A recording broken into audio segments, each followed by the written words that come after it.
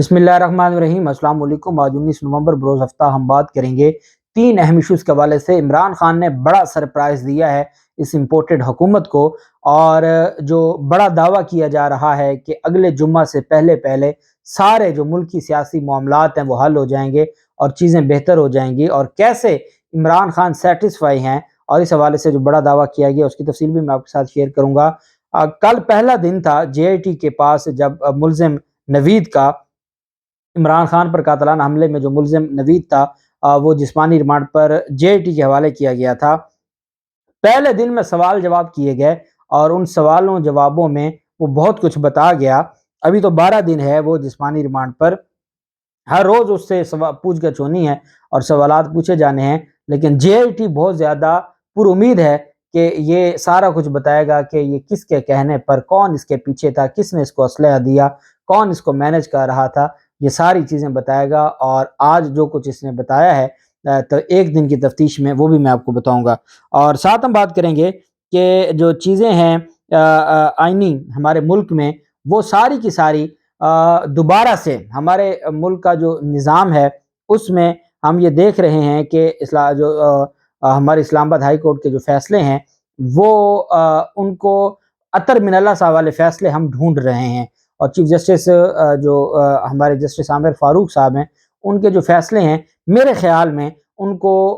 जो जस्टिस अतर मिनल्ला साहब जिस तरीके से तगड़े फ़ैसले दे के गए हैं, उन फ़ैसलों को मद्देनज़र रखते हुए सारा कुछ करना होगा। अब देखना ये है कि जो अब तक तो जो फ़ैसले सामने आए हैं, वो मैं बतौर कानून का तालिब इल्म मैं ये समझता हूँ कि ये कमज़ोर फ़ैसले हैं। सख्त फ़ैसले जब तक नहीं देंगे तो वो इन माफियाज़ को, जो 37 या 27 किलोमीटर की हुकूमत है, उसको तब तक मुश्किल में नहीं डाला जा सकता या उसको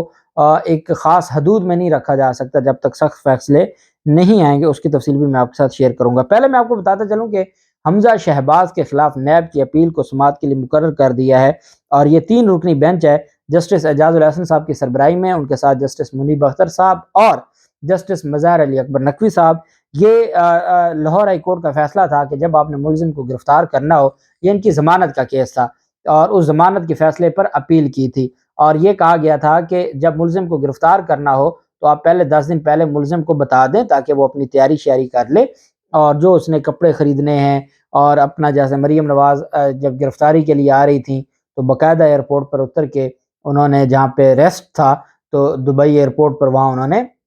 खरीदारी की, शॉपिंग की, क्योंकि जेल में रहना था। अब उनकी जेलें कोई शहबाज गिल वाली जेलों जैसी थोड़ी थी, वो आज़म सवाती वाली जेलों जैसी तो नहीं थी, या जहाँ पर इमरान रियाज खान को रखा गया वो वाली तो नहीं थी। उनकी तो जेलें भी उनके घरों से बेहतर, वहाँ लग्जरी इन्वायरमेंट था, पूरी की पूरी ब्यूरोक्रेसी उनकी गुलामी करती थी, और उनके चाको चौबंद दस्ते उनकी खिदमत के लिए मामूर होते थे, और इसी वजह से उन्होंने ढेले की भी करप्शन नहीं की, और वो सारा कुछ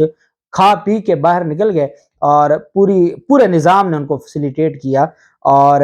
यहाँ पर नैब ने अपील दायर की थी इमरान खान के दौर में, जो अब हमज़ा शहबाज की बदकिस्मती कि उस बेंच के पास लग गई है। तीनों जज ही बड़े तगड़े जज हैं, जिनके बारे में इनकी चीखें पहले ये सुनाई देती रहती हैं, और इनको ये लगता है, ये 2 जज तो वो हैं जिन्होंने हमज़ा शहबाज के वज़ीर आला के ओहदे पर रहने पर उनके खिलाफ फैसला दिया था। और फिर मज़हर अली अकबर नकवी साहब तो वैसे तगड़े जज हैं, जिन्होंने ये कहा था जब हमज़ा शहबाज की ज़मानत आई थी, तो उन्होंने कहा था फैक्ट्स पे बात ना करें, इंतहाई शर्मनाक फैक्ट्स हैं। अब उनके पास जो बेंच है 24 नवंबर को समाअत करेगा हमज़ा शहबाज के खिलाफ नैब की अपील पर। अब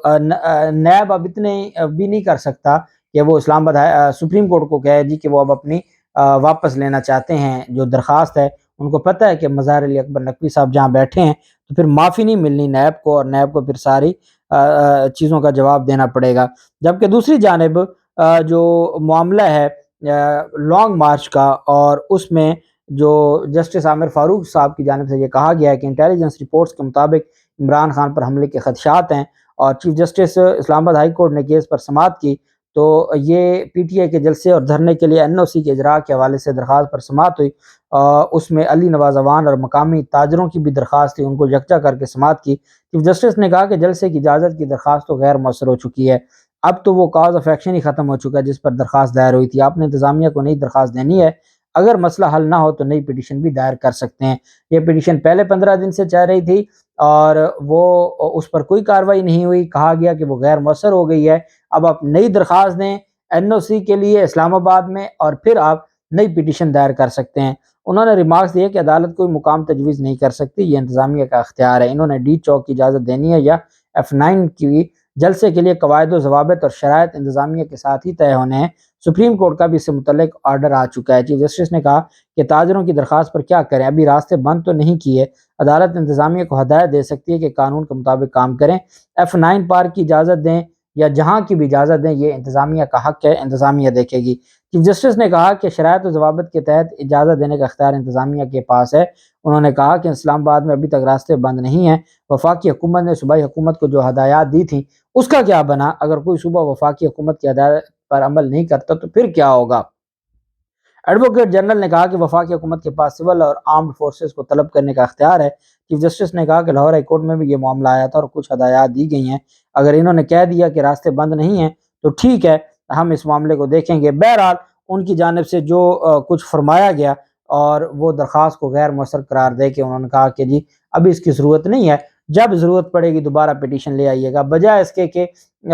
ڈپٹی کمشنر کو بلا لیا جائے اسلام آباد کے اور علی نواز اعوان جو اسلام آباد کے پاکستان تحریک انصاف کے صدر ہیں ان کو بٹھا دیا جائے کہ جی آپ عدالت ہی بیٹھ جائیں، گھنٹہ 2 گھنٹہ آپس میں مشاورت کر کے عدالت کو بتا دیں، آپ فیصلہ دے دیں کہ ہاں جی جو بھی لانگ مارچ آنا ہے فلاں جگہ ہے، فلاں جگہ پہ۔ سپریم کورٹ نے اس معاملے پر اس وجہ سے جو فضل الرحمان کی درخواست تھی اس وجہ سے کہا کہ کیونکہ معاملہ اسلام آباد ہائی کورٹ میں پینڈنگ ہے تو ہم اس کو نہیں چھیڑ دے۔ اسلام آباد ہائی کورٹ نے اس کو غیر مؤثر قرار دے کے جو ہے وہ نمٹا دیا ہے جی کہ آپ نئی درخواست دیں، پھر اگر آپ کی بات نہ بنے تو آپ آ کے دوبارہ یہاں آ جائیے گا اور آ کے درخواست دے دیجیے گا۔ جبکہ عمران خان کی جانب سے جو سرپرائز دیا گیا ہے اس حکومت کو، عمران خان کا جو مارچ ہے، لانگ مارچ کا پڑاؤ، عمران خان فیض آباد میں مارچ کا پڑاؤ ڈالنے کا فیصلہ کر چکے ہیں، اور یہ ایک دن پہلے اجلاس ہوا تھا زمان پارک میں اور اس میں ساری چیزیں ڈسکس ہو گئی تھیں۔ اب عمران خان کا یہ فیصلہ ہے کہ وہ لانگ مارچ کا جو پڑاؤ ہے وہ فیض آباد میں ڈالیں گے تاکہ وہاں پر راولپنڈی میں وہ ایک دفعہ اپنی پوری جو قوت ہے اس کو اکٹھا کر سکیں اور وہاں پھر الٹیمیٹم دیں گے حکومت کو، اور اس پھر الٹیمیٹم پر پھر اگلی جو کارروائی ہے یا جو آگے ان کا احتجاج ہے وہ آگے بڑھے گا۔ اور اس حوالے سے جو اسلام آباد میں کنٹینر لگا کے بیٹھے تھے ان کو پتہ ہونا چاہیے کہ عمران خان راولپنڈی میں دھرنا دینے جا رہا ہے، اور اس کے بعد پھر اگلی جو تیاری ہے وہ راولپنڈی سے آگے جائے گی اسلام آباد۔ تو اس وجہ سے یہ عمران خان کی جانب سے کیا گیا ہے، اور عمران خان اب جو ان کا مارچ ہے وہ اسلام آباد کی بجائے فیض آباد جا رہا ہے، اور فیض آباد سے پھر آگے فیصلے بعد میں کیے جائیں گے۔ جبکہ شیخ رشید کی جانب سے دعویٰ کیا گیا ہے، شیخ رشید کہتے ہیں کہ ملک کی سیاست میں اگلے جمعے سے پہلے سارے فیصلے ہو جائیں گے، اور اگلے جو ہیں وہ حالات پیچیدہ اور تشویشناک تو ہو سکتے ہیں لیکن فائنل جو حالات ہیں وہ جس بھی طرف جائیں گے وہ اسی اگلے ہفتے میں ہو جائیں گے۔ اور انہوں نے کہا ہے کہ 10 دن کا جو ٹائم ہے، 10 دن میں سارے فیصلے ہو جائیں گے۔ عمران خان کے مطالبات جائز ہیں، الیکشن ہوتے رہیں، ملک کا بٹھا بٹھا دیا ان لوگوں نے، اور اب بھی اگر الیکشن نہیں کروانے تو یہ ملک مزید نقصان کی طرف جائے گا۔ اب جانتے ہیں ڈیفالٹ کے قریب ہم پہنچ چکے ہیں، مہنگائی اتنی زیادہ بڑھ گئی ہے۔ اسحاق ڈار لائے تھے، اسحاق ڈار نے اپنا جو کام ہے وہ چھوڑ کے وزارت خزانہ کا کام چھوڑ کے وہ تو آرمی چیف کی تقرری پر مشاورت کر رہے ہیں، اور وہ بطور وزیر اعظم کام کر رہے ہیں۔ جو ہمارے ملک کا وزیر اعظم ہے وہ امپورٹڈ وزیر اعظم 7 دن پہلے ذائقہ آیا لنڈن میں، اب وہ 3-4 دن سے باہر نہیں نکل رہا، اپنے مطلب کی ملاقاتیں وہ فضل الرحمان سے بھی کر رہا ہے، اسحاق ڈار سے بھی کر رہا ہے، عوام و ناس کی خدمت کے لیے جو اصل ان کا کام تھا اس کے لیے وہ کووڈ ہے اس کو اور وہ بیمار ہے اور وہ نہیں کر سکتا۔ جب یہ نظام ہو اور چونکہ عدالتوں کے فیصلوں سے ہمارے اوپر مسلط کیے گئے ہیں تو اس وجہ سے ہم اس کے اوپر کچھ کہہ بھی نہیں سکتے، لیکن یہ چیزیں اپنی جگہ بالکل درست ہیں۔ لیکن ایک بات میں آپ کو بتا دوں کہ جو عدم اعتماد کی رات جس طریقے سے لوگ آئے تھے اور جس طریقے سے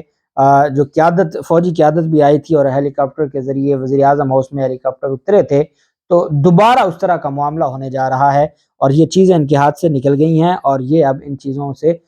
باہر نہیں نکل سکتے، یہ معاملات ان کے گلے پڑ گئے ہیں۔ یہ جو بڑی تقرری ہے اور اس میں پھر صدر کا جو کردار ہے، یہ ساری چیزیں اب ان کے بس سے باہر چلی گئی ہیں اور الٹیمیٹلی یہ بڑی بری طرح پٹنے والے ہیں اور ان کے پلے کچھ نہیں بچے گا۔ جبکہ جے آئی ٹی نے کل کا دن پہلا جو دن تھا تفتیش کا، اس کے حوالے سے ملزم سے انٹرویو کیا ہے، سوال جواب پوچھے ہیں۔ اس میں اہم ڈیولپمنٹ یہ ہوئی ہے کہ عمران خان کے لانگ مارچ میں جو آس پاس پولیس والے ڈیوٹی پر تھے ان کو بھی شامل تفتیش کرنے کا فیصلہ کیا گیا ہے۔ پہلے مرحلے میں ملزم سے پوچھ گچھ کی گئی ہے اور جو سیکیورٹی پر مامور لوگ تھے ان سے پوچھ گچھ کی گئی ہے، اور جے آئی ٹی کا یہ ماننا ہے اور جے آئی ٹی کی جانب سے یہ کہا گیا ہے کہ پہلے دن کے جو ڈیولپمنٹ ہے وہ بہت بہتر ہے۔ ہمیں یہ اندازہ نہیں تھا کہ ملزم نوید اتنا کچھ بتائے گا، وہ اب ایسا ایسا سارا کچھ بتانا شروع ہو گیا ہے، اور انہوں نے کہا کہ ہم اگلے 1-2 دن میں اصل ملزمان تک پہنچ جائیں گے۔ ملزم کے بیان کی روشنی میں پھر ہم اصل ملزمان کے لیے جو جے آئی ٹی میں ضمنیاں لکھی جائیں گی کہ جو نوید نے یہ بتایا ہے کہ فلاں فلاں لوگ اس میں ملوث تھے، فلاں فلاں لوگوں نے ان کو ہائر کیا، فلاں فلاں لوگوں نے ان کو اسلحہ دیا، فلاں ان کو وعدہ کیا پروٹیکشن دینے کا، فلاں ان کی ویڈیوز بناتا تھا۔ یہ ساری چیزیں وہ طوطے کی طرح بولے گا، اور غلام محمود ڈوگر نے کہا ہے کہ میں یہ اس سے سارا کچھ اگلواؤں گا اور میں قوم کو بتاؤں گا کہ سارے معاملے میں کون ملوث تھا۔ میں یہ سمجھتا ہوں کہ جس طریقے سے غلام محمود ڈوگر سیٹسفائی ہیں پہلے دن کی تفتیش سے، اگر اسی طریقے سے